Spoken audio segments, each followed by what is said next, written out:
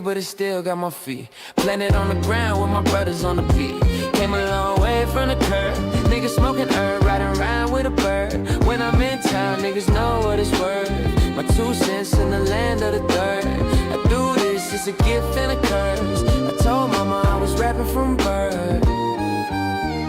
The soul of the city, soul of the city. The heart of the town, heart of the town. The king of the culture, king of the culture. I do it for the South, do it for the South. The soul of the city, soul of the city. The heart of the town, heart of the town. The king of the culture, king of the culture. I do it for the South, do it for the South. The soul of the city, soul of the city. The heart of the town, heart of the town. The king of the culture, king of the culture. I do it for the South, do it for the South. The soul of the city, soul of the city. The heart of the town, heart of the town. The king of the culture, king of the culture. I do it for the South, do it for the South.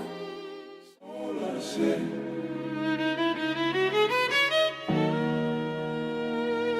Heart of the town, the king of the culture.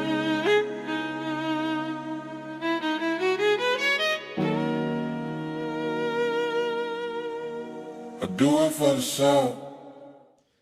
All right, welcome to the Trill Academy Podcast. Class is now in session, and tonight I have some great guests. They've been on the show already twice, did some great episodes, all right, and they brought another guest with them. So we got Mr. Paul. What? Heavy on the mister. All right, and my mama taught me manners. That's what I'm talking about. Yeah. And we got who else? Oh, hey y'all, I'm Dr. Sam. Mm-hmm. Hey, you already know, it's your boy Mel. There it is. But she being kind of modest, so I'm going to go ahead and run your list off. All right. We got Dr. Sam, right? Dr. Sam, Bachelor in Victim Studies, Master's in Clinical Mental Health Counseling with the emphasis on trauma, and the Doctorate in Christian Counseling. Let's not bypass that. Let's not bypass that, all right? All right, because we want to make sure when we introduce you, we want to introduce you right. You worked hard for that, right? Yes, I did. All right. No, act like you know. Act like you know, okay? Now, speaking of being a doctor, all right, we're going to go right into somebody who's allegedly claiming they're a doctor. Let's get into the hot topics. So hot. Drama is all you know. No, first say what the fuck I said. So they just doing something to be doing it. I play the street life. The nigga just lie for no reason. So hot. We got somebody that's lying for no reason, Miss Cheyenne Bryant. She decided, I don't know if y'all been noticing the Netflix documentary trend that's going on. So she decided to order a gown and cap off of Amazon and get into this. Now look, months ago they figured out she wasn't a doctor, right? Allegedly, right? And everything was dying down. And then she wanted to jump back out there. So I want to hear from you guys, like, do you think it was smart, for one, to get back out there and stir this back up? And for two, do you think it's okay for somebody to just be cosplaying, basically, a doctor? Because people work hard for that. It's not like just a little thing. I know people keep trying to brush it aside. Well, it doesn't matter if she really got the condition. It does, though. Yes. Because, again, you're putting stuff out there and you're saying, you know, this and this is to help your relationship. That's cool. If you want to be a relationship coach, then be that. But to sit here and say it's backed up by years of study and you did rigorous training and now you got a doctor, and people take that seriously. So I'm just saying, what are y'all thoughts? Come on, educators. Come on, educators. Well, I'm going to give it from since we both military guys. Mm-hmm. They're like, we call them PX Rangers. Yes. So that's why I look at somebody like that, guys, special forces, and everybody want to get the special forces badge, get the airborne patch, get the combat patch, and you like, hey man, where you serve at? Mm-hmm. Man, get on up out of here. So I feel it's disrespectful for the people who actually, went in and put the hard work in and, took time to master their craft. It's okay that you didn't go to Iraq. It's okay you didn't go to Afghanistan. Yeah. It's okay you're not airborne, so you don't have to put all the patches and pat yourself on. So to me, I feel like she's great at what she does. But to me, it's like it's very, very, very kind of it's weird for you to go out here and say I'm a doctor and knowing that she thinks she's slick because now what she said she got it her name Dr. Bryant, so she got it kind of. Probably put it as an actual name. As an actual name, and so then even with that, you took it a step farther. But to me, like knowing my mother, she went pretty far in education, things like that. So to me, it's an insult to the people who actually put the work in to actually earn that title. Goddamn stolen valor. Exactly. Man, one thing I can say about even that whole topic is when you look at a person with a doctorate degree or a person who puts doctor in front of their name, right? Does your experience, does your work ethic, like the jobs that you have, because honestly, somebody could have went to school to get their doctorate degree, but they still can't tell you nothing. Like, one of the things I've learned throughout the whole thing, like you've heard, I've gotten 3 degrees. Beautiful. I didn't get the skill until after I got out of school. Like, you don't technically learn anything and how to operate and how to flow in those manners until you step out and actually get your arms in the work. Once you do that, then that can validate, right, your title, right? And then at the end of the day, the way I look at it, it's just a title. If somebody run across me across the street, I'm Sharikki. Like, you have to be humble about it. Your title doesn't make you. Gotcha. What your experience is, what your how you serve people, how you lead, how you counsel people, right? That makes you whether effective or not. I could go to a knee doctor and he never heal my knee. Got a point there. Got a point there. I earned my sergeant stripe.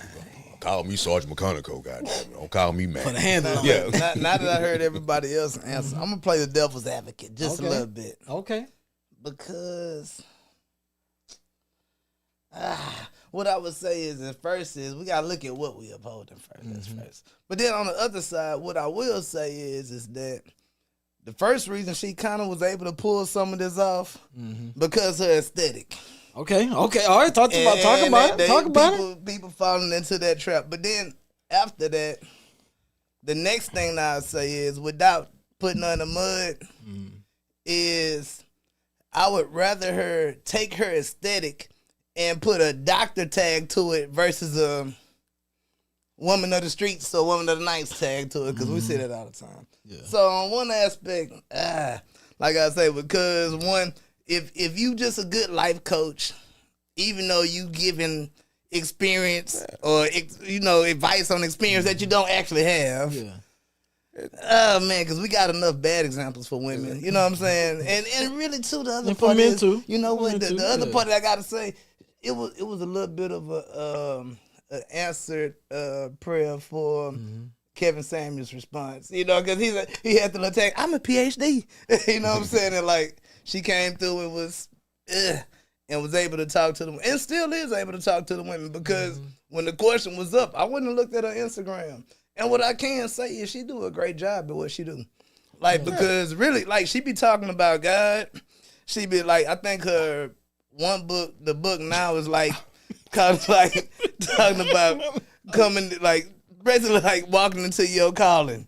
See, I'm sorry. I'm sorry. How you walk into your calling and you lying? Yeah, it's okay to be who you are. It's a promise. I ain't no promise. She came from the hood, and I'm gonna pick it back up what Dr. Sam said. Where's she from? I feel like what you said was right. At the same time, is you actually making our point for her, because it's like, we telling you, like, you ain't the title is something, but it's nothing at the same time. You ain't got a lot of kick it. Everybody already said you do good work. Why do you keep trying to be like, now I gotta say I'm a doctor? You not a doctor. You not a doctor. You ain't got a lot of kick it. Like, we mess with you already. Why are you doing this? You ain't got a lot of kick it, man. Because women can't afford to be right and wrong. No accountability. No accountability. Like, you gonna ride this so the wheels fall off. And that's why I can't rock with her though. Yeah. You're lying to me. It's okay. It's cool. Okay. Your name can be Dr. Whatever. Umar. Dr. Umar. But he actually got a doctor degree. But you don't have that. You don't have the piece of paper. And so, but it's okay. You're great at what you do. And I'm not taking it from her. But my thing about it is, you know, especially at the level she was at with it, your influence is great. So at the end of the day, you passionate about what you do. So you know, with the copycat thing. Now somebody gonna come right behind you. Well, she said she not no doctor. Now I'm a doctor. Now here you are with it. Yeah. Just like the story with the guy who was a dentist. He was doing everything right. He put everybody's mind right. They locked that fool up. The guy, he was a lawyer, winning cases. Yep. This fool ain't no lawyer. Lock his ass up. So now here she is being a proclaimed doctor. And the reason I say that is because especially the stuff that she does, people are coming to you with their trauma. Yeah. And so for you to use that to gain people trust based on a lie, that's my only thing about it. You don't have to do that. Let people really have just like when you're talking to a girl, give her a decision on what she's going to do. Yeah. You know what I'm saying? You're good at what you do, so you don't have to sit there and say, I'm a doctor, then double down on it. Yeah. And then please don't ever leave with God. She over there lying. Don't bring God into this. Don't bring God into that. Man, when I went and saying some other stuff, she was talking about walking on her promise, man. And she got engaged 10 times. What did they promise her? What did they promise her? She came from the hood to the hills. That was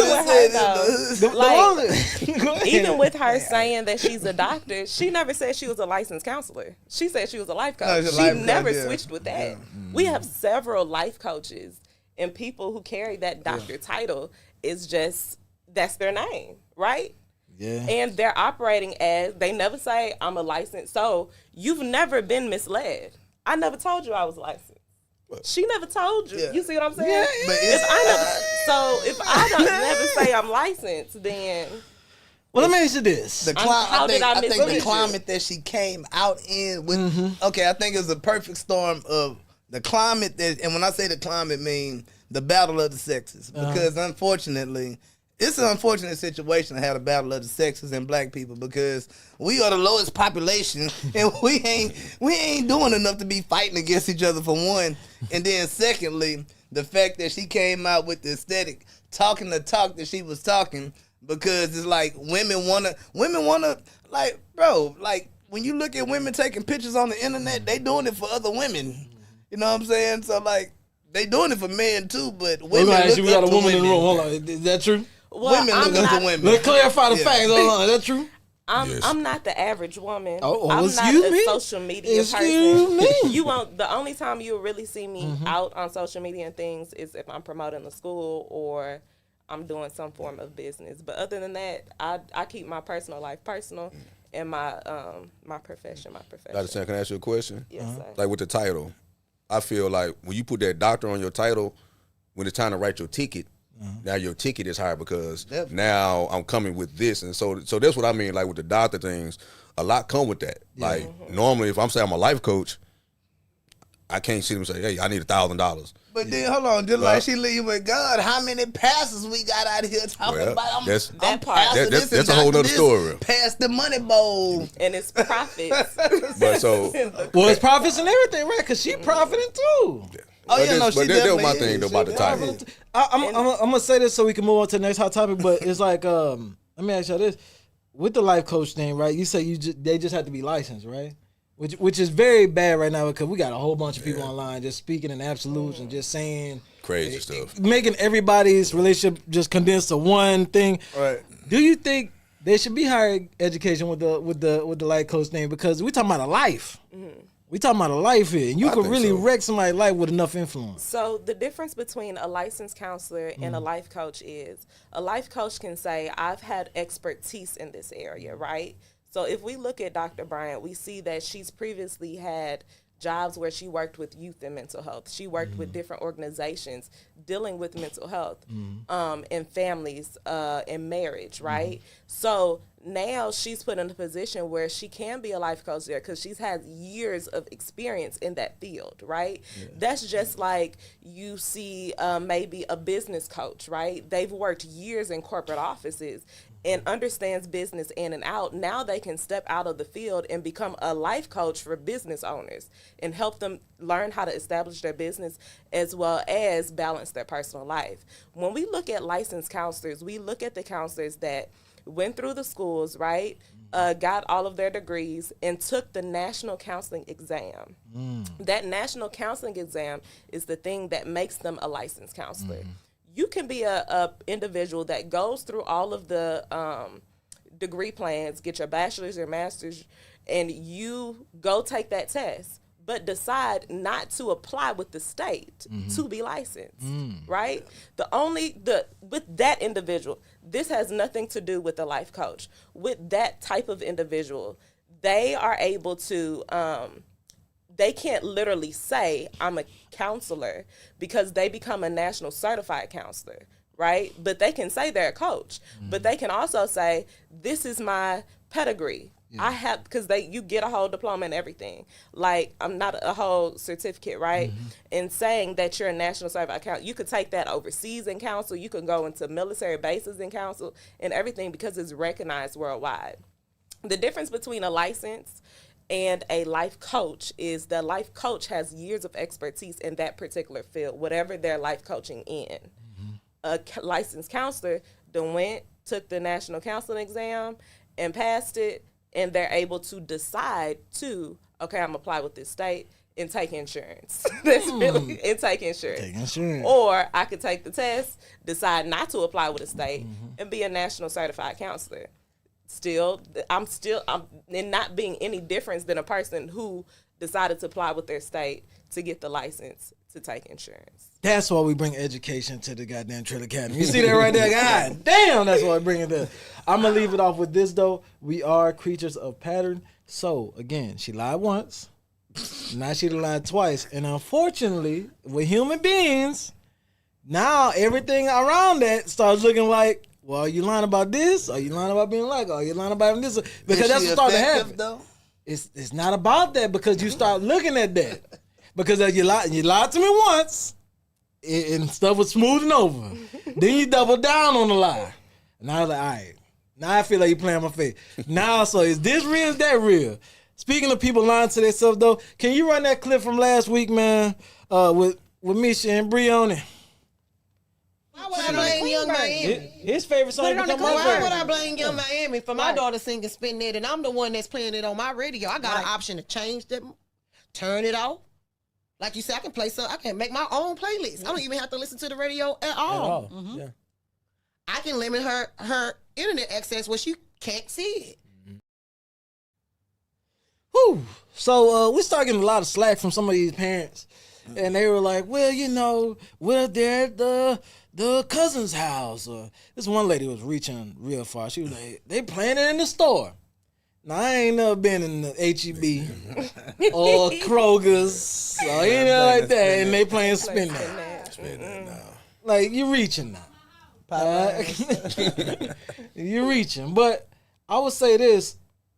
Do y'all think parents are dodging accountability when it comes to the media intake of their kids? By saying it's all around. Because I use me, for example, and then we can open up the floor. When I was growing up, yes, was media around me and stuff like that? Of course. But my mom was very big on morals and big on, like, this is what we're not going to do, this is what we is going to do. So even with the influence of, like, all the trap music, all that, right?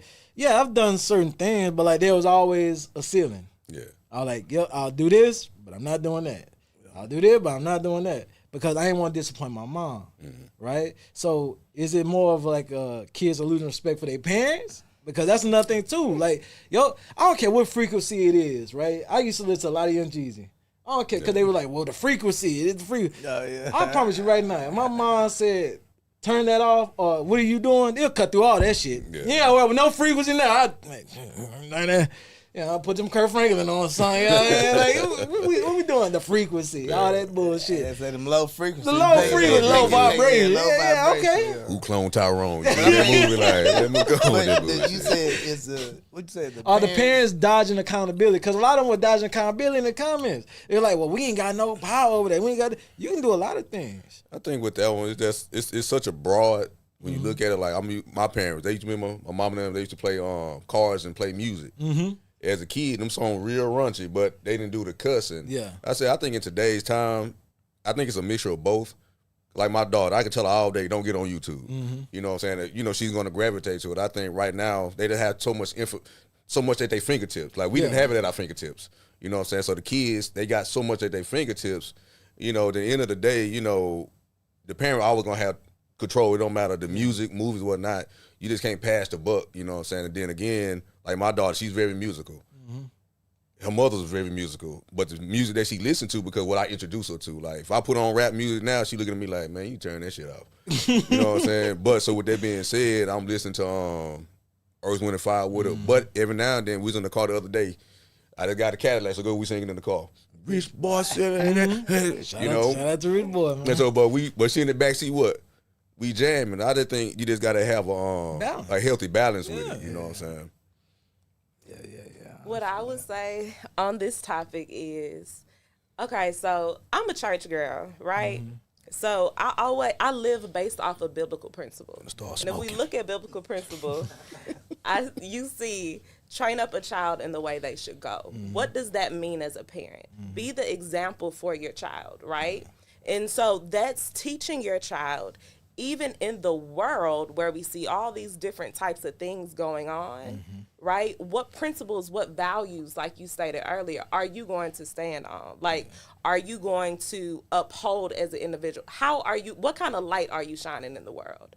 That's the big idea behind it. So even though we have a whole bunch of different type of music out here, we got vapes out here. Let's be real about it. We got vapes. Our high school kids, middle school kids, I was an elementary school teacher. Elementary school kids are vaping in the bathroom. Let's be real. Sending nudes, just all of these different things. But the question is, okay, what principles are you going to teach your kids? Kids learn by what they see. So what are they seeing you doing as a parent, right? That's true. Even though they might see mom, dad, listening to worldly music, right? You teach them there's a time and place for everything. You teach them when there's an adult in the room, you say, yes, ma'am, no, ma'am. You turn off certain things. You know, you move certain ways in certain environments because it's a level of respect. The difference between when we were kids, I'm younger than all of y'all. But I was raised by old school parents, and I raised my own daughter in the old school way. Like, my daughter has never seen me indulge in different things. She will never know that it exists unless she's seen it outside of the house. My baby know gospel music. That's what she hear in the house, right? Because that's how I was raised. But now when she go to school, right, my baby love the fans. She love all that. But and she is able to interact with the world in certain ways. But at the end of the day, the teachers come back and say, Miss Sam, your daughter, oh my goodness, she's a great friend. She's a great student. She listens so well. So what principles are we teaching our kids? Because that's what they're going to give out. That's it. Because I'm gonna let you go and get in there. But I love that, because at the end of the day, too, and it ain't even just about the church. I think I seen Cam Newton post something like that. You're like, man, parents y'all be holding kids accountable to things y'all not even disciplined on yourself. You know what I'm saying? Like, how you gonna and I think that is true. Like, the actions are important. The actions that because you can listen to whatever, but what are you're the kid's biggest influence. Exactly. You know what I'm saying? And like you said, to tribute to what you said stuff is always at their fingertips. But you don't have to do it. Like my kid right now, he don't play online. He's 6 years old. What do you need to be online for? If you can still play the games just the same without being online with everybody, you good. Because until you're ready for that, let's not even do that. You know what I'm saying? Let's not put you in the chest. Like, play stuff that's local. You know what I'm saying? Do it. You play with your kids sometimes. Your kid probably want to play with you, but a lot of parents be like, I don't want to play. Okay, cool. So then he gonna ask for the online. Nah, get in there, play with them, show interest. Because while you playing with them, you can actually talk to them. Because you're supposed to be building some type of relationship, or some type of rapport with them. Hey man, how was your school day? Because most kids gonna tell you when you ask them, how was your school day? It was good. Yeah. But get what? If you start playing with them, they start doing what? Opening up more, talking more, and then that's when you start catching stuff. Right. Oh yeah, such and such said this. What is that? Okay. All right. And then you can have those conversations without it being like you just scolding them all the time. You know what I'm saying? So go ahead, Mr. Paul, so we can move on to the question. Man. So I'm a man of principles as well. I heard a man say, methods are many, principles are few.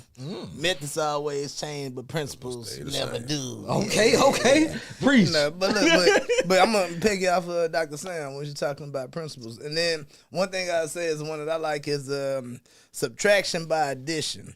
You know what I'm saying? To the point of where, And then let me big up my cuz over here on that because he keep his little baby in activities and going. She being singing, she being boxing, she being this and tutorials. And the thing is, if you start giving your kids things to do, filling up their schedule with activities that's going to edify and build them up, then they ain't going to be in the chat because I've got my boys up in there. Man, I be hearing the chat sometimes. My older boy, 15. So they playing live and they be saying whatever. It's crazy. But at the same time, but like I say, then that's when I start chapping. I'm like, nah. This is I don't like that. But like I say, it's addition by subtraction to the point to where, or subtraction by addition rather, to where we are adding in more events that is taking away that time from the stuff that's not building up and adding on, because then we got to put that with the 10,000 hour rule. Because if you want to boss up and perfect anything, you got to put that time in. Put that time in. Yeah, it ain't changing nowhere. But I think most parents, though, man, they be honest. I don't think when I just look at it like this, I don't think we just in a different time. Because when most parents look at their kids, they think it's funny. Then you look at it, they trying to make their kid go viral. And so I think not so much of not taking accountability. I just think the mindset of people today is so different. You know what I'm saying? I was watching a video the other day, the little girl, how the top shirt on, she doing her little legs. I'm like, whoa, that's highly inappropriate. But her mom in the background, championing. I think everybody has an opinion now. And so since everybody has an opinion, nobody can really sit down and listen to sound. You know what I'm saying? Hey, now that's not cool for your daughter. They're not cool for your son. But what? She got 20 likes, 2,000 likes. And I think, I think that kind of like plays a big part into when it comes to the parenting, because now most parents live on social media more. They watching another parent do it. So exactly. Now you're putting your kid out there, for attention, for likes. And so I think it's not so much the accountability. I just really think, it's the mindset that we're in today now, because this thing that a lot of stuff that I think is wrong, people think is okay. I be like, you let your kid do what? What's wrong with that? I be quiet. I don't want to feed your parents here. Teach his own. But baby, you can't go over there. You can't play with them. I'm like, I'm sorry. I'm gonna leave it at this, because I think all three of y'all said something that's very powerful, which is principles.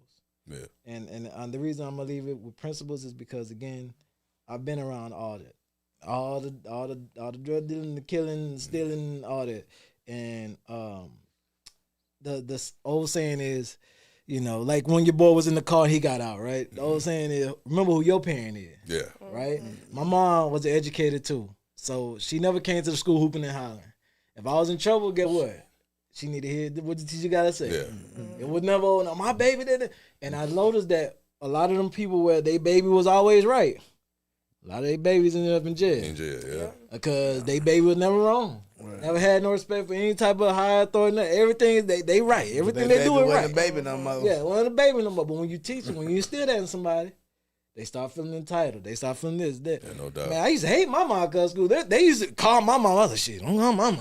Don't call my mama shit. Tell me about it. I was there to in front of the class. Principles, though. Yeah. Principles and morals will get you far. I like the song. I like what the dance. I like the dance. You know what I'm saying? The song is cool. How you do it? I like it. The song is cool, but all we asking is for you to be a parent still. You can like the song. Everybody can like the song. Shit, put the edited version on. Do something. But like the fact, I done seen people 5-year-old, 6-year-old, and then you have like a 15 or 16-year-old watching your kid, and they be like, "Oh, we need to put Friday on. That's a rite of passage." The kid 5 years old. Yeah. What kind of rite of passage? What do you need to look at Friday for? Yeah. But that's what stuff that people do. That passing along bullshit, passing along stupid traditions. You gotta drink the beer, take a shot of beer. Yeah. At least it wasn't too bad. Honestly, too, that's what we see a lot of this generational trauma and generational curses get passed down, because a lot of these parents, and I know y'all gonna tear me up for this, and I really don't care. A lot of these parents are dealing with so much trauma from their own childhood. Because if we're honest, in our culture, we push things under the rug and don't talk about when such and such was raped by uncle's Uncle Booby, right, at 6 years old. Listen, you know, they got all kind of names, right? Yeah. But He's still coming to the dinner, though. He's still coming to the dinner. Yeah. And we have to act like it's normal because in our culture, we have to keep up this look, right? Sure, yeah. Like we not in poverty, like we not struggling. And unfortunately, in minority culture, because it's not just us African Americans, it's a lot of Caucasians too. Yeah, it's across the board, right? Yeah. There are things that's not talked about, and there are things that's not addressed that gets carried on into the next generation, and it comes out as what we see. That's why our mindset is warped now, right? Because we was the generation. The kids now, they come from our loins, and we were the kids that never had that voice to speak in a lot of instances. And when that happens, now they're raising kids and they saying, I'm not going to raise my kids like my mama did.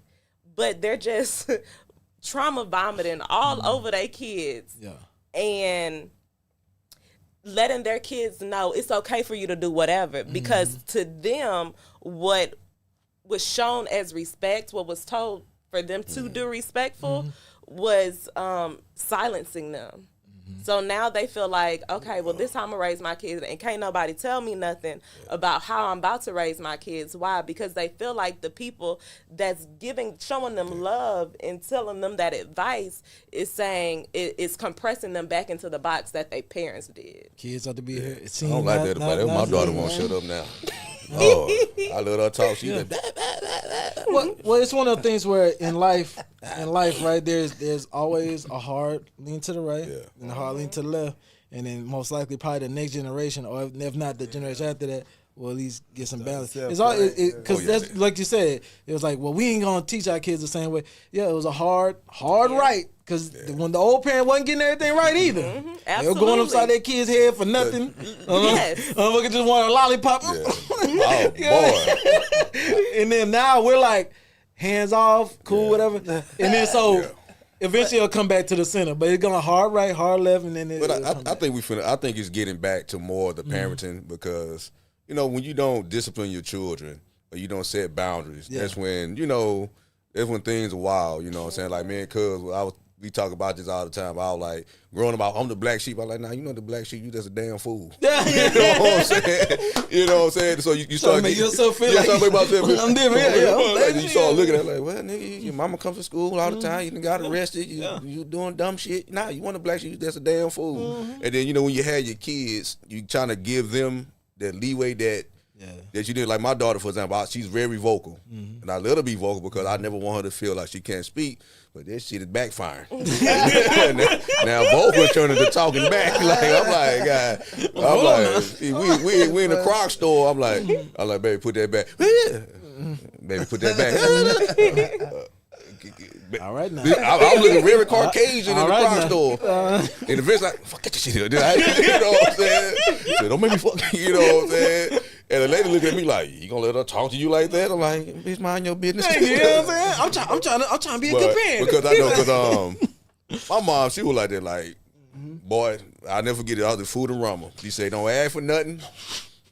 Don't ask for nothing. And I was a bad kid. I was being good. I remember we got to the register. I wanted Reese's Pieces. I picked it up. I said, Mom. And she, pop. Tore all this shit up. I'll never forget this. When she hit me, I put it back and I looked at this white man like, so you ain't gonna say nothing. You ain't gonna say nothing. You know what I'm saying? This your time. This your time to put them in their place. Goddamn. You know what? Nothing's wrong with that at all. I correct my daughter all the time. Keep playing with me. You should get hitting them out to my nothing wrong with that. My lips hurt for 3 days. Listen, we said correct, not smack them silly. My lips are already big. She didn't bop. You right, Shirley? What I can say about this generation is now we're seeing a lot of individuals arise and start taking that accountability and healing from their own trauma so that they can be better for their family. Like we seeing family come back again. And I really appreciate that.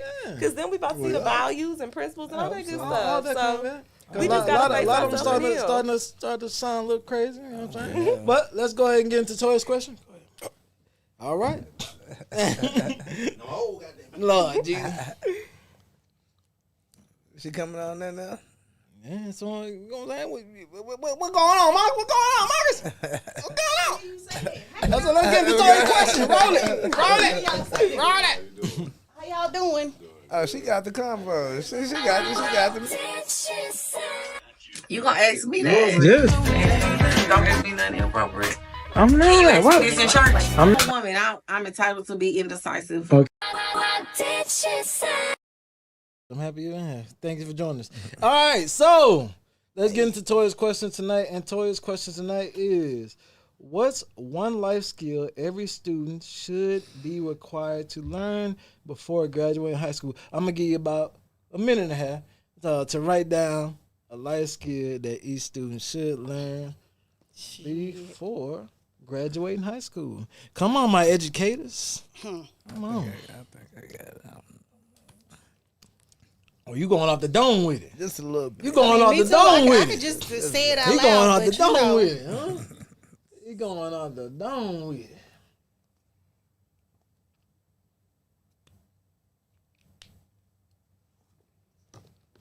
Dum dum dum dum dum.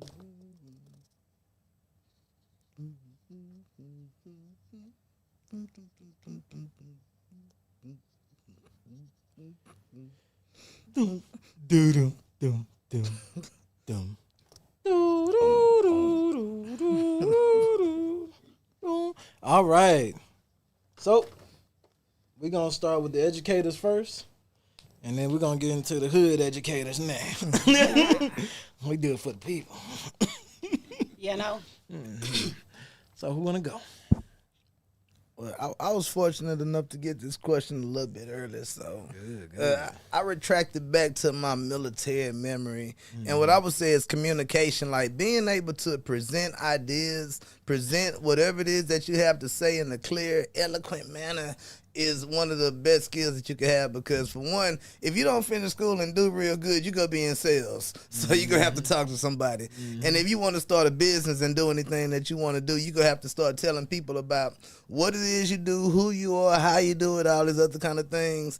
And so, like, I think that the ability to be able to present your ideas, to not be scared in front of people and to talk. And then y'all know I got a chance to be an instructor in the military for a good part of my career. And man, it helped me break down so many walls and things that I might have would have ever thought about myself. And look here, I could step out and be Mr. Paul Heavy on the Mister every day of the goddamn week because my mama taught me manners. So, yeah, the communication aspect right there. Okay. Yeah. All right, not the same. I would say emotional intelligence, because I can have all of these skills in the world. I can know financial literacy. I can know communication. I can know literally everything, right? Credit, laws, how to deal with all of this stuff. But if I don't know how to resolve an issue, if I don't know, and communication is a part of emotional intelligence. Big part. That's self-awareness, that's social awareness, not allowing the atmosphere and environment and the emotions of other people affects you and throw you off of your game. That's emotional intelligence. Can you make decisions? Can you deal with conflict? That's how you move in the world. I could have literally everything, but if I don't know how to move in the world, I'm still going to fail. Yeah. I definitely did pick financial literacy and self-regulation, mentally and emotionally, because you can have everything that y'all just named. You can be emotionally intelligent and know how to, what you're supposed to do. But if you can't, I'm gonna put it like this: a lot of people feel like they have emotional intelligence because they know how to treat other people, but what happens when you can't calm yourself down when you get mad? What happens when you can't control your emotions? Like, every time you turn around, it's always something within yourself, but you feel like you can give everybody else the, oh, don't do this, don't do that. You can give everybody else advice, but you can't even regulate yourself. Can't even do what you preaching. Right, and I'm one of those people, so I know. God damn it, man.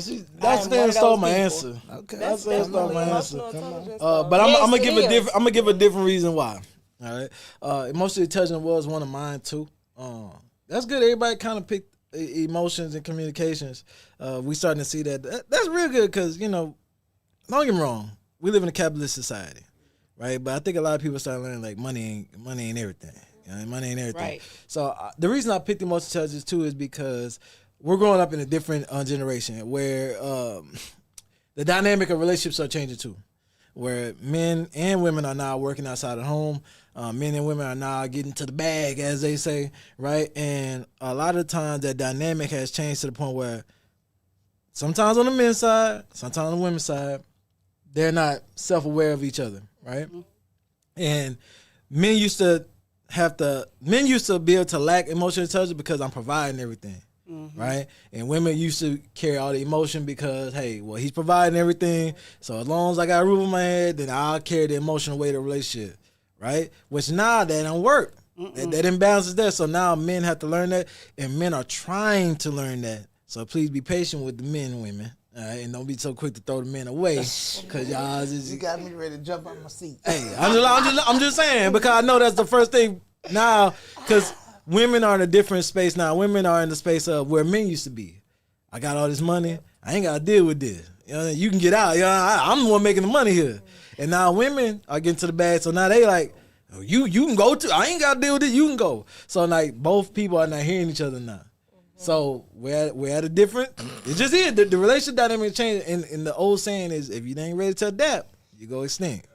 So I'm just saying. So give these men a little grace. A lot of them being raised by single mothers, right? That are used to their mama doing everything and living. I'm trying to let him finish, but it's like, what you mean grace? Because there is no grace at this point. You see, that's the problem now. There is no grace because how far does grace go? Well, I'm asking like, you. How far does grace go? Because you can give somebody, you can tell, hey, you are more than welcome to feel how you feel. You can express yourself. I'm gonna listen, whatever. But at what point does that become? So look, it's in the Garden of Eden. When she bit on the fruit, she got her emotional woes multiplied, and the man he had to till the ground by the sweat of his brow. Right. That's where it got set and laid. So that's how it's supposed to be, huh? That is how it is. Go ahead, you can speak. They can still. I mean, now when a man don't till the ground by the sweat of his brow, he get treated like a woman. I'm sorry, I didn't do it. Like I picked most of the challenges too, but it's something that I teach pretty much every young gentleman I come across, and it stop you from falling into a lot of these conversations. The 4 M's: master your mind, master your mood, master your mouth, master your money. Because your mind's gonna dictate your mood is gonna dictate your mouth, then your mind is gonna determine how you spend your money. So if you master all of them, guess what? You'll never fall into the trap of somebody pulling on your strings. Or so every time you're in a situation, you always can maintain a certain level of integrity about yourself. Because while my mind is cool, then guess what? You can say whatever you want to say, brother. I know me. You know what I'm saying? So when I could be in the room, like I said, I could be around cats who got $1 million, $2, $4. I'm still the same because I understand what my mind is under control. And so when I think about emotional intelligence is you got to have a balance on all of them. But a lot of times as black men, we don't even really register what's going on because we don't even know we say regulate your emotions, but can you identify your emotions? That part. You know what I'm saying? So my thing about it is like with me, my biggest thing was aggression. I took everything head on. It was no tact. But once I learned to master this, it's hard to get me off my square because now people say your purpose, as long as I'm serving, that's your purpose is to serve. So your purpose is always interchangeable. But when you truly master your mind, master your mood, master your mouth, and master your money, the thing about it is we got them backwards. You try to master your money, then when you broke, now you mess with your mental. Oh, I ain't no man, I ain't no this. Man, when I was broke, I had the most fun. When I was broke, nobody couldn't tell me nothing. When I was broke, I don't care if you had, hey, you can be Beyonce, guess what? My broke ass finna come holler at you. You know what I'm saying? I'm finna get some of that. But that was my mentality. But when it comes down to grace with men, I teach men don't even look for grace from women. Because what it does is that slow your process to trying to get to where you need to go. To think about it, if you master your mind, guess what? You're not looking for no grace from no woman. Because why? I'm cool with what I got. If I got $10, you got $100, I don't give a damn about your 100. You gonna be cool with my 10. And then you know what I'm saying. And so, but the thing about it is, she got 100. You shrink. You know what I'm saying, because you're not in control of what you are. Like for example, I tell my son, I say, you do nigga shit. Like what you mean? When your money fucked up, you go buy something to feel better. It's nigga shit. You know what I'm saying? When I'm broke, guess what I do? I don't want to do nothing. I don't get no haircut. I ain't going nowhere. I'm eating peanut butter jelly sandwich. Now, if you my woman, guess what happened? She ain't never gonna belittle me because she's like, hey, I know what this man doing. Forget what I'm feeling. I know what he doing. And so guess what? If I make my peanut butter jelly sandwich, she gonna come to crust off. Guess what we gonna do? We gonna eat a peanut butter jelly sandwich and drink Kool-Aid together. And so with the grace part from a man, you should never want grace from a woman, because why? It don't matter what level you at, it's gonna complete at that level. If you're level 1, be complete level 1. If you level 2, but the thing about it is you trying to jump from level 1 to level 10, so you miss all this in between because why? Oh, baby, I'm trying. Fuck trying, nigga, do it. Do it, yeah. You know what I'm saying? So that's what I mean. Like, grace from a woman, a man should never, ever look for that. You hit it on the head. You hit it on the head. I definitely like both of you guys' answers because, one, with the grace, man nor woman, neither one of us looks for validation in the other. We got one person we got to answer to, and that's the man above. So my progress as an individual, all of our progress as an individual, like he said, is once we master these different M's in our life, our mind and our keep saying them again. Your mind, your mood, your mouth, and your money, right? When we submit these things, right? Because at the end of the day, our life is not our own. We're here as different vessels that has a purpose on earth or whatever that may be. Right. And so at the end of the day, we're supposed to submit that to God and say, all right, Lord, how do you want me to live this life? How do you want me to serve your people? Because we only came to be served. And we know that because of the life of Jesus. He only came to serve, and he was the example, right? So at the end of the day, when you look at the life of Jesus, Jesus never answered to none of the disciples. They brought the woman and said she an adulterous stone.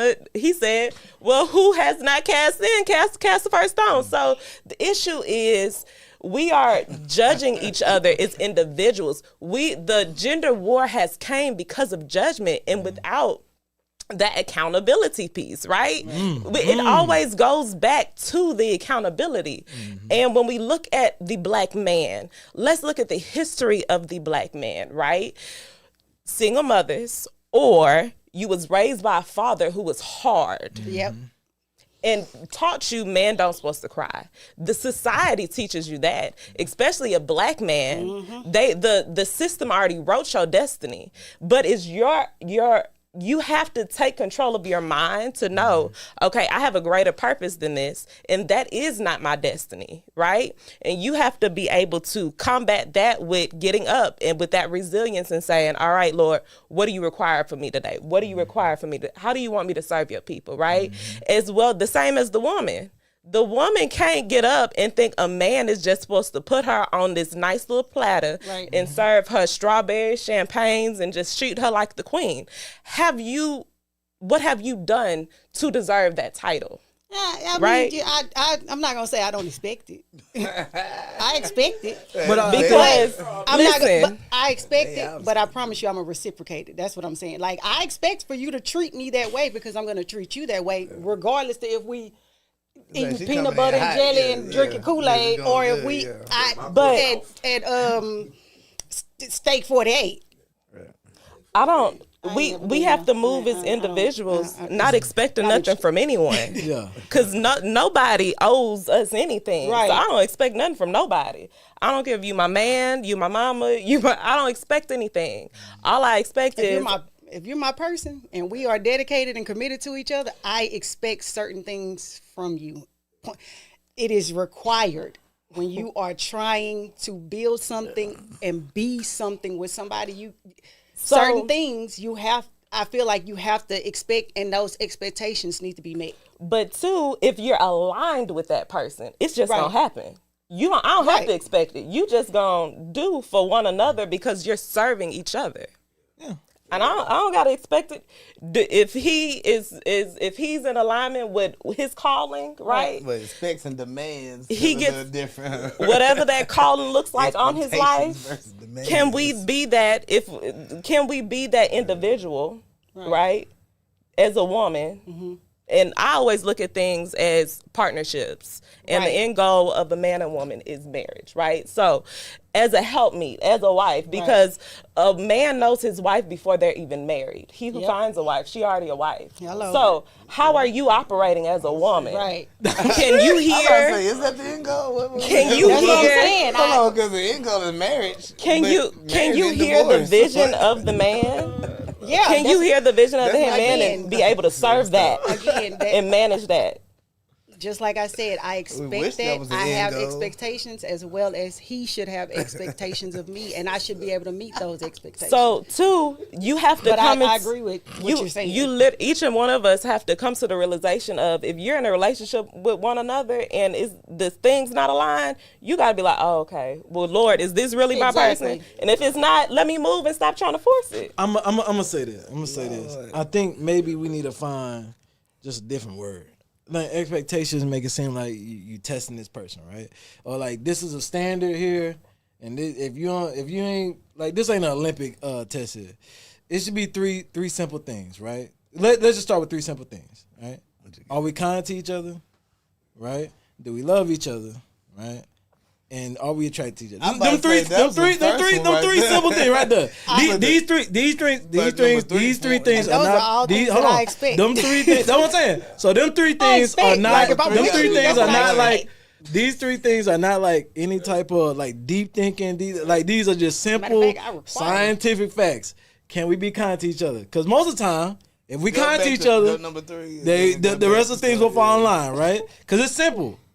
You gotta think about no, it. I agree with him. I've been in a agree long with him. time If you're relationship. attracted to somebody, too. the attraction is probably But this is first. the thing too. But this I is the think thing that's too. first This is because the thing too. you will be kind I to get somebody that. that you are I get attracted that. to. So You're we not talking attracted about to- initially, right? Yeah, a lot of things. Initially, whenever you go into a female's trying to court you, those three things happen initially, right? Now let's jump into the long term part, right? Long term relationship. Now, a lot of times, the first thing starts going. Are we kind to each other? That starts fading a while, right? Because people start being what? Complacent. Or just the simple day-to-day. You said things that hurt me, I said things that hurt you. So Or now life, that kindness. like going that through kind- life, they there you go, bringing right? stuff home The kindness and, stops. yeah. So what happens when you start being kind to somebody eventually? The love starts fading, right? Attraction go first. There you go. So then, because I can't be attracted to you if you what? All right then. So depending on if we those. can keep, I'm about to say, nah, but I'm saying though, what I'm saying though is, you can still be like, if you could he's do, so fine. if you could do those three basic hell things, no. You got this in trouble. the relationship, Hell no. the relationship I'm- could survive. And again, I just think I get what you're saying. I do. I get what you're saying. That loyalty, stuff like that should be expected of a person, right? When you're in a relationship. But I think we need to use different words. Because when you say expectations, it made me feel like I'm doing some Olympic trial. All right? You need to meet this bar right here. And this bar. I don't understand how. I got expectations. Yeah. That's what I'm saying. I don't understand how. I get you that. Feel like I get what y'all saying. I'm it's not like saying you're you almost shouldn't saying have like something that you say you feel like I'm testing. I'm not testing you at all. But if you are supposed to be my person and I'm your person, Yeah. I expect for us to be equally yoked. Be for one Whoa, another. whoa, I have whoa, certain, whoa, whoa, I whoa, have equally certain, yoked. Hold on, I hold on. have Hold on, certain but you gotta break expectations down that from new you. definition. You my person, I'm your person. That's a 2025 Right, word. I'm just- that just but that's came what I'm- out. That just new. You got to define what that is. That's how I got expectations. There's certain stuff I do, certain stuff I don't. Yeah. You know, you feel me? Exactly. It's like you see how I come down, right? If you don't be like me, I'm sorry. You can be pretty good in the world. I'm sorry, sweetheart. But those expectations are for you. but See, hold and on. that's what I'm saying. Like No, but- some No, some it's people, for he said no, his but person needs to that's match what I'm his saying. fly. But Basically, those expectations are based off of you. Some people have expectations. Like for instance, okay, goddamn, I hate to be Based this on the person. past person. I hate to be Everybody this has person. No, not expectations. just that. Not just that. Like you'll have a person, right? Shit, I don't want to make it seem like I'm talking about people. All right, you'll have a person, right? I've seen it when they interview, like they'll interview a person, right? And the person's like 300 pounds plus. And they'll be like, well, you know, what is a turn off for you? Or what's a red flag for you? And they'll be like, oh, man or female that don't work out. It's like, hold on. You got expectations. Hold on, you got They expectations. rage bait. You got expectations for a person. rage bait It's because something ain't no that way. you, But some people actually do feel like that. Nah. Like somebody be like, well, what's the expectation? Oh, that person need to make this, or this person need to do this. This person need to do that. But all these are expectations that you're setting for yourself, and then you're just projecting them out. But you're not even holding yourself to that standard. Now, with that 300-pound person, do they pay like they weigh? That is the question of the day. If they don't pay like they weigh, they can't afford to have that expectation. I'm sorry. I'm just saying, because like when we use expectation, like your expectation based off of principles and values and morals that you have for yourself. Yeah. Some people like to say, that's what I'm saying. I want a good person, right? Like you'll have some men. I want a good wife, a loyal wife, and then you'll be like, man, you cheated on 50 times. But they want the girl that loyal to the soul. So expectations need to be on you. Sometimes words like expectations, I think we put too much of a deeper meaning on it. I think they are. And let's keep it on a certain like everybody. What I mean, the expectation for me is one, you got to be kind-hearted. Yeah. You got to be loyal. You got to be trustworthy. You got to have family. You got to have family. You know what I'm saying? You got to have family oriented. Family-oriented. I think everybody has those. I think once you start moving to things like money and you got to be in shape. To me, those are not expectations. That's some shit that you heard somebody else say. Repeat some shit. But at the end of the day, I feel, especially if you have a higher calling. You know what I'm saying? Like for example, the characteristics of Christ. If you carry those, peace, kind, loving, and so when you're looking for a partner, it's like you automatically looking for that. And so when somebody doesn't give it to you, then they try to use the expectation. Well, you expect me to be so-and-so? Yes, motherfucker. Yes. If I get up and go to work every day, guess what? I expect your ass to get up and go to work. Yes. And even if you're not actually going out to a job, you can need to be getting up, working, and doing something. I expect that. Hey, go to Mickey's. So that's what I'm saying. I agree with y'all, but I do have expectations. I expect. Right. Like love. That's what I'm saying. All I'm saying is, if you gonna expect somebody to do something, you should be doing it just exactly. But some people project it out. Some people project it out like they want this imaginary person, and then when it don't fit, they try to make it seem as long as I said as long as I'm meeting his expectations. That was literally my exact answer. I wasn't saying. I was saying in general. I wasn't talking about you. You gotta stop being so defensive. I got an expectation for you to stop being so defensive. I didn't. What I'm saying is, you just said what I said. That's what I was saying. Like, I agree with you. You and now let's talk about grace, because Jesus gave a lot of grace. He wanted accountability though.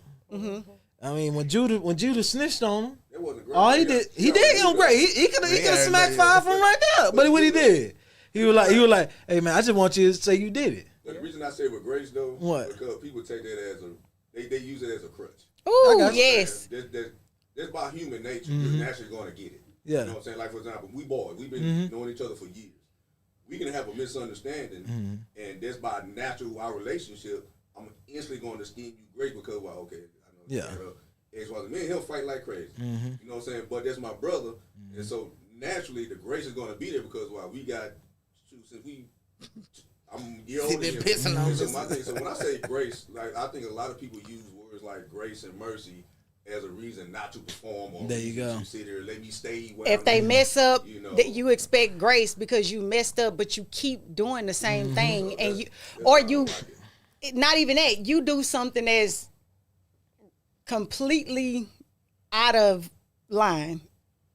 And they'll try to manipulate you and use the word grace. Well, I mean, I was raised by a single mother. I saw my daddy do this. So I mean, you can't give me no grace. I understand, but this is what I grew up seeing, and this is now that turns into manipulation. That's why I say, how far does grace go? Like, what do you?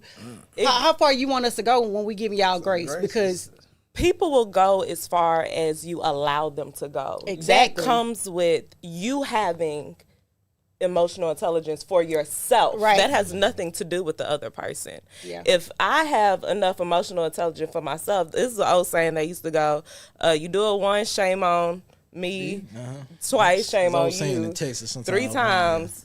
Now, that's the thing. You're a damn fool. So George Bush. That's how you supposed to say it. So even when we look at this grace, right?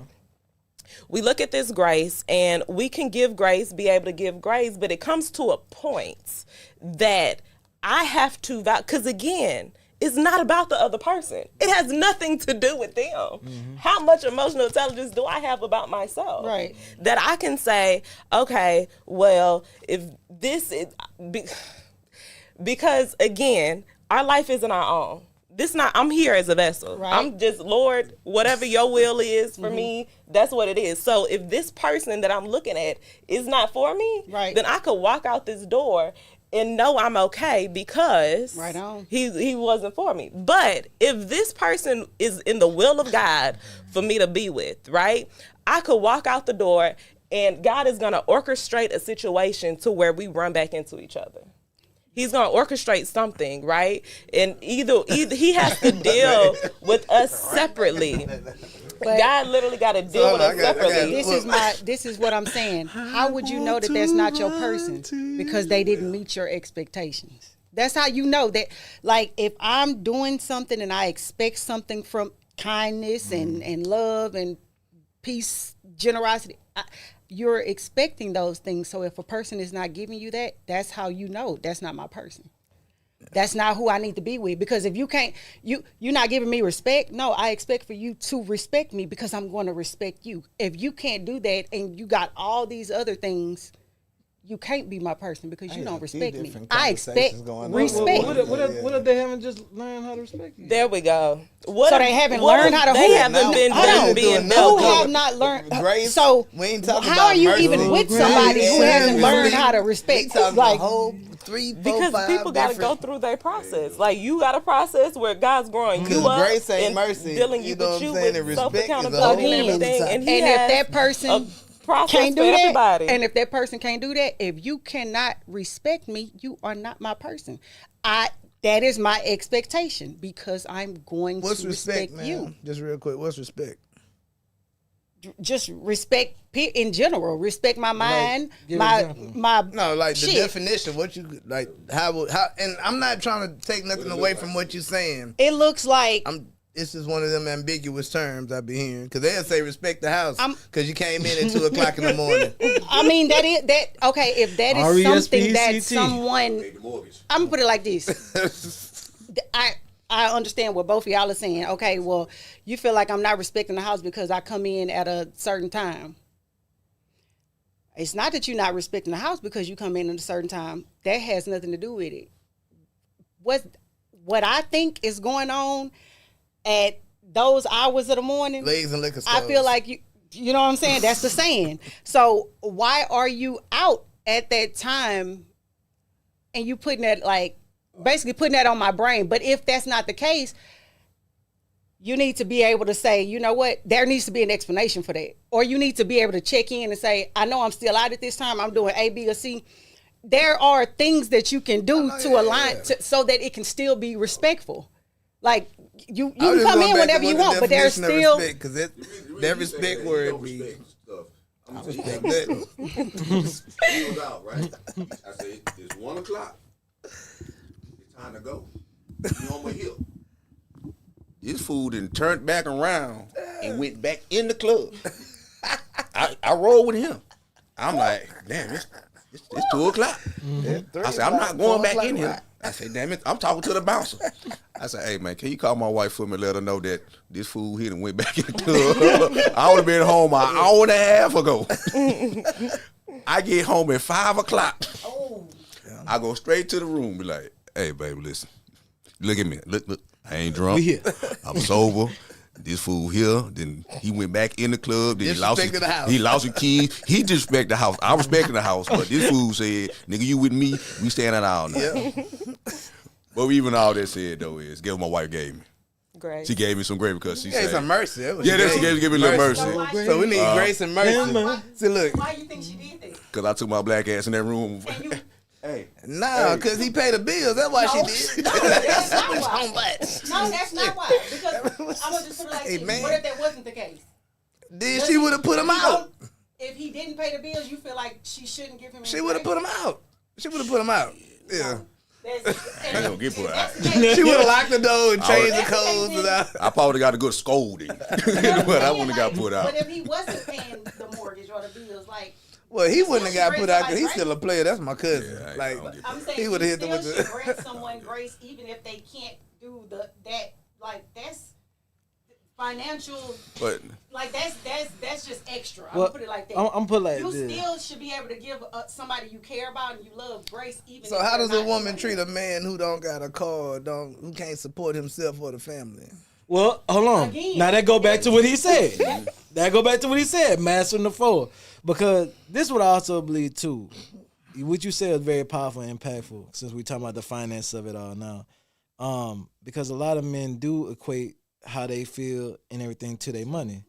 And unfortunately though, that starts from young. Yep. It's always you a provider, you this. So when you can't provide, you start to feel like, well, what am I? Not enough. I'm not enough. And unfortunately, they don't teach men how to deal with their emotions or even be vulnerable to their woman. Right. So how does it come out? It comes out in anger, or it comes out in. You know what I'm saying? But I'm saying you should be able to go to your girl. Are you a man if you can't protect and provide? Yeah. Are you a man if you Cause hold on, cause hold on. If you have nothing hold to protect on, or provide. because we gotta remember when these hold on, but you gotta remember when these rules were put in place. Nah, this from beginning of time. That's what I'm saying. So protecting and providing from beginning of time. Do you think they had Rolls Royce and they were getting 9 to 5s when they first started? No, protecting and providing was I'm gonna provide you a home, which could be a cave. I'm gonna protect you and hunt down food. That was the luxury back then. Yeah. That was the luxury. That goes, like he said, that goes back to say, just because we at home eating peanut butter and Yeah, it jelly, ain't I got to still be provide protecting, that. provide. Yeah, you still provide. Rolls Royce in a mansion.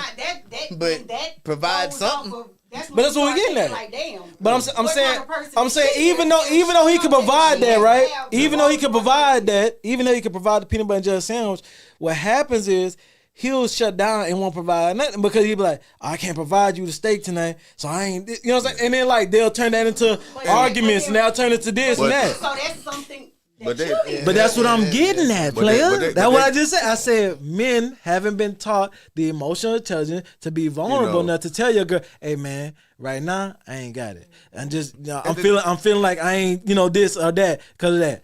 And they can't come there with you, and that starts. But when you, I understand that. All I'm saying is don't let that happen all the time. Once you know that you're safe enough to be vulnerable with somebody, you know that person got your back. You don't have to do that. That cannot be your reason all the time. You cannot use it as an excuse all the time. That was exactly what I meant. It won't be. It won't be when he's on his third wife and he finally figured it out. But I think a lot of people, man, we look at things from a one-sided coin too much. Like when people say provide and protect, like what does that mean? Yeah. You know what I'm saying? When I say provide, everybody got basic needs. If your basic needs are being met, that man is providing for you. Now anything extra outside of that comes with it. Now when it comes down to protecting, to me that's like a blanket thing right there, like protection. Right. Every man is not a fighter. Right. Every man is not this, but the end of the day is I still can have a safe, secure place for you. Yeah. But then they go back to I think the unrealistic expectation. Like for example, this why like with me for example, that's on my way. So I tell my son all the time, you only move on your dollar. You know what I'm saying? I don't care if she makes $20,000, $40,000. If you make $10,000, you move only based on your $10,000 because, and that's how you never get pushed out your comfort zone. That's how she can never make you do anything outside that you want to do because why? I'm moving based on what I can do. When my wife first got together, everyone for some reason always made more money than me. But when we got our home, I base our home off of what my money can do. Because I already in my mind, I know in 2 years I'm going to be here. In 3 years I'm going to be here. In 4 years I'm going to be here. But it's the thing that we always look at is called provision. We always talk about provide, protect, provide, but what about the provision? And a lot of men lack vision because why? You too busy worried about what I don't have. I teach my son all the time. If you practice gratitude, you will always move forward. For example, when you wake up in the morning, for one, thank you. If you got a raggedy car, thank you. If you ate a peanut butter jelly sandwich, thank you. If you can call your mama, I can't call my mama, thank you. If you can call your dad, thank you. If you got a job, thank you. Then another thing too, key people gotta get out is that I'm tired. How you tired and you broke?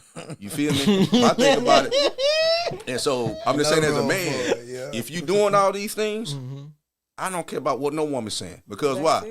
It's 12 hours a day, like 24-hour cycle. You know, 12 hours, guess what? If I'm broke, I'm giving that 12 hours a day, like I'm giving that 10 hours of grind. Now, if you understand me, when you come to my house, or you come to my cardboard box, wherever I'm staying, I need you to come with, hey, this is what I got. If you can't take that and make it something better, hey man, stay where you at. You feel me? Because I'm cool. But at the end of the day, is a lot of men can't get to that because why? Oh man, cuz over there, man, he got on Jordan. Absolutely. Nigga, worry about you. You know what I'm saying? When you wake up in the morning, look at yourself in the mirror. Look yourself in your eye. Deep stare. Today I'm going to be a better person. If you do those things, a lot of stuff we talking about don't even really fall because why? Providing is nothing but meeting your basic needs. Then when you hit your needs, then I might can address your wants. Then once I address your wants, now I can maybe give you 2 or 3 of your desires. You know what I'm saying? So they've been go ahead. We got to pull it out. We got to pull out the show. Providing does not necessarily, providing and protecting does not necessarily mean financially or physically. You know what I'm saying? A lot of people, they feel like, oh, a man, like he said, you might not be a fighter. You might not be this, that, and the third, but you do have emotional intelligence. You do make her feel safe. You do protect her, make her feel safe mentally, emotionally. You do, you know what I'm saying? I mean, either way, like you may not have a whole bunch of money. You may not be able to pay all the bills, but guess what? When she at home, she comfortable. You do nice stuff for her. Like, damn, I ain't making more money than her, but guess what? I do nice stuff for my baby. I might not be able to go get her 100 roses, but goddamn it, every now and again I go to the store, I go to Walgreens and go buy her a $10 some roses, because she gonna know just because the checkout line at H-E-B. Just because I can't do anything extravagant, that does not mean that I'm not being who I'm supposed to be. Providing and protecting does not mean physically or financially. You can provide someone with other things that they need. Good. There it is. But we're going to let y'all close out our show. You know, we didn't get to all the education stuff, but I will say this. If you want educators that try like these two, that have emotional intelligence like these 3,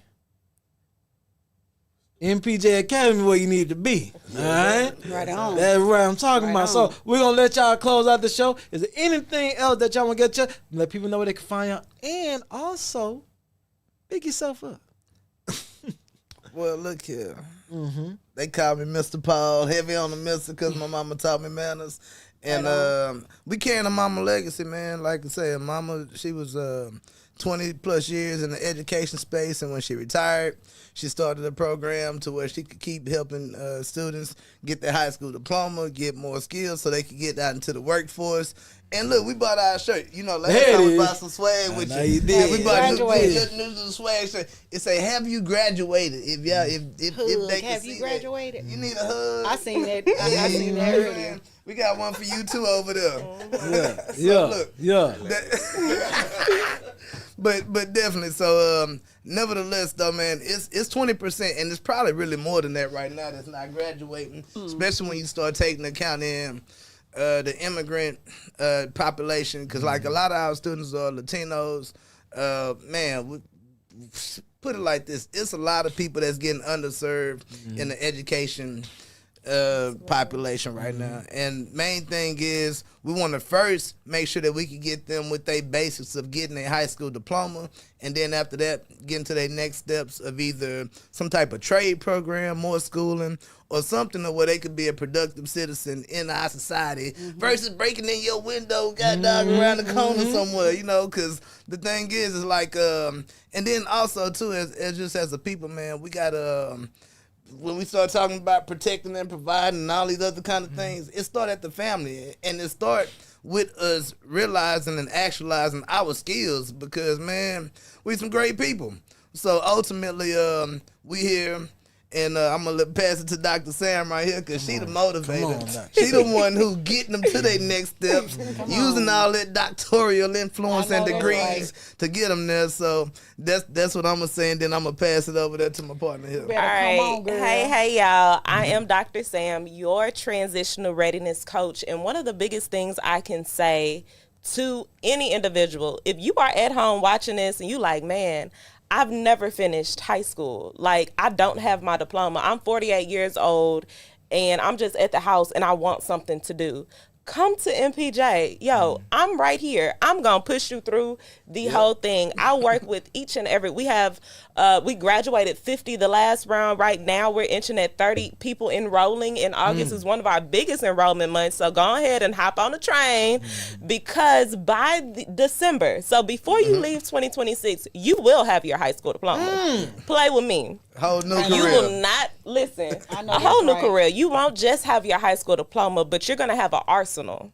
What is this arsenal? You're going to have an arsenal of skills. Let me tell you, I am about to start training in our Next Step Labs. What is AI? How does it work with our world today? Yes. Okay. The power of financial literacy and wealth. Skills such as Microsoft Learn, using Canva, using Google Workspace, all of these skills needed to get a admin job. Come on. I remember I used to have it used to be so tough for me to do Excel. Then one day I just sat down and literally I started reading you do this to do this and the formulas. Got them formulas. So now it's like, I can do whatever on Excel now. You need the skills. Which is how I got my job at headquarters when I used to work.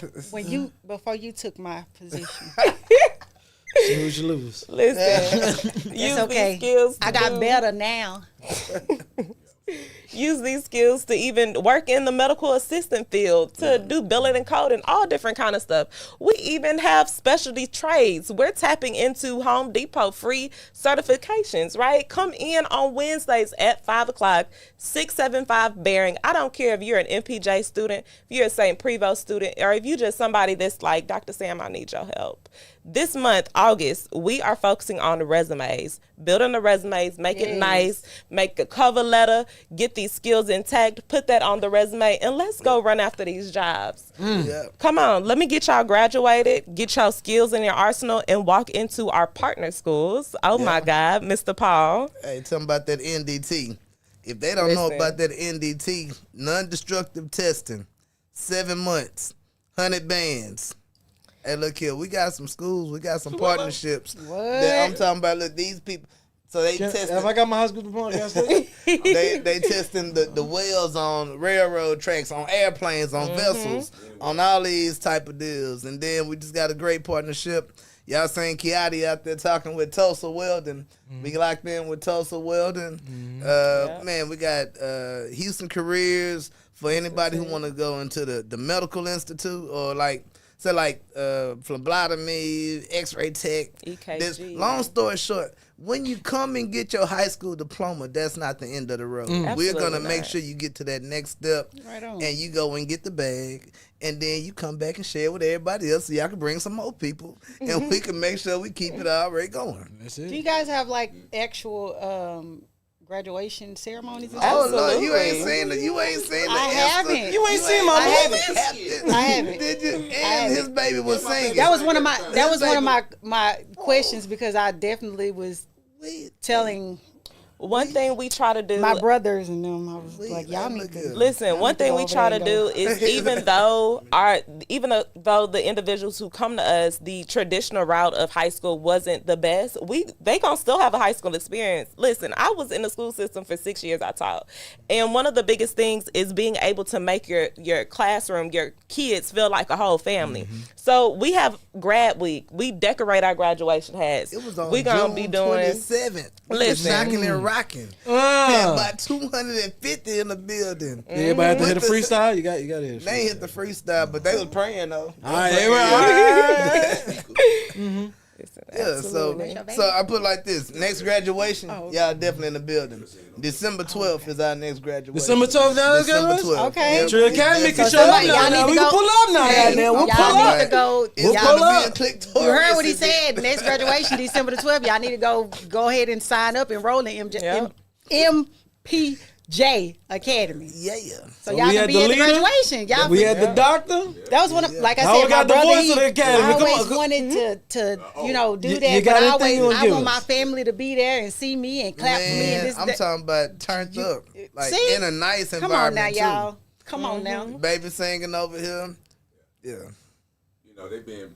He's always modest. Can I Yeah, of course. Come on, fam. In that thing.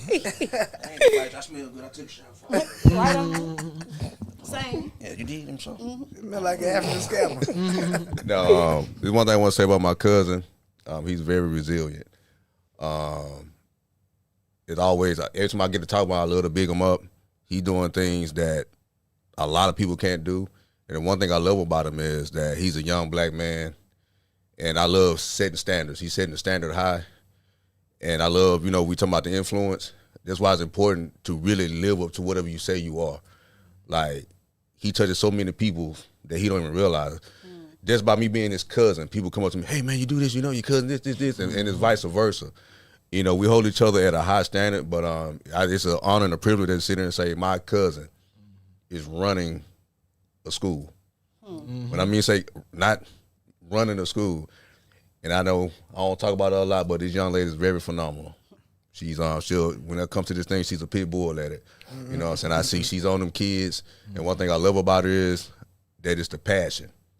And that's what we're missing in the school district is more people like her who has the passion for kids. Right. And, not just doing it just for the money. Or Go ahead and be on their road and make them answer their care phone about the people. and accountability partner all the way. And she's, and when I say, and she's serious with it. And there's one thing I love about it. I watch her on the phone. She's on the phone. She's calling kids. A kid, like I think one kid didn't have no shoes. He reached out, hey, here you go. You know what I'm saying? It's more of a, like when she came in, she hopped right in. You know what I'm saying? I don't know what she think. I said, I don't work for y'all. You know what I'm saying? But she always try to put me to work. I said, hey, I don't work for y'all. But I love that though. You know what I'm saying?